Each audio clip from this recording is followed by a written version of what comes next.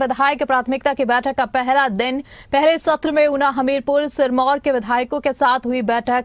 दूसरे सत्र में सोलन, चंबा, बिलासपुर, लाहौल स्पीति और किन्नौर के विधायक रहे मौजूद। वित्त वर्ष 2026 और 27 का बजट तैयार करने के लिए विधायक दे रहे हैं अपनी प्राथमिकताएं।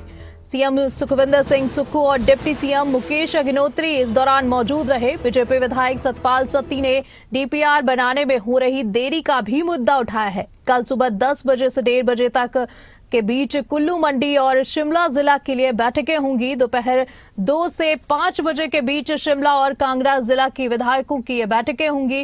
विधायक निधि को लेकर विपक्ष के आरोपों पर बोले हैं डिप्टी सीएम, उन्हें सीएम के पास आना चाहिए था, राज्यपाल के पास नहीं, ऐसा मुकेश अग्निहोत्री ने कहा। भारतीय जनता पार्टी के विधायक इस बार योजना विभाग की जो मीटिंग है उसमें आए।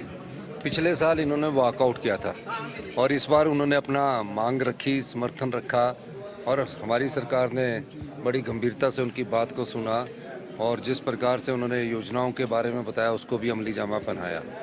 और निश्चित रूप से क्योंकि वो विधायक है, अपने विधानसभा क्षेत्र का प्रतिनिधित्व करते हैं, उनका ये दायित्व बनता है कि अपने विधानसभा क्षेत्र की समस्याओं को उठाएं और जितनी भी उन्होंने समस्या बताई उस सब का हमने निराकरण किया। सत्ती जी ने कहा कि हमें पीजीआई के लिए 4 करोड़ रुपए की जरूरत है। हमने कहा तुरंत प्रभाव से उन्हें 4 करोड़ रुपया मिल जाएगा और छोटी छोटी बातें थी वो सारी की। और आईपीएस से संबंधित जो थे माननीय डिप्टी मुख्यमंत्री चीफ मिनिस्टर जी से उन्होंने उन्ना से संबंधित बात की।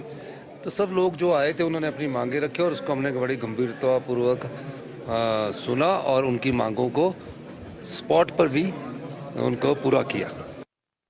माननीय मुख्यमंत्री जी ने प्लानिंग की मीटिंग बुलाई है तो और लगातार 2 दिन ये मीटिंग चल रही है और सारे एमएलएज को अपना पक्ष रखना का मौका मिल रहा है और वो अपने एमएलए के नाते कौन सी चीज़ों को प्राथमिकता देना चाहते हैं वो यहाँ पे रख रहे हैं सरकार के समक्ष।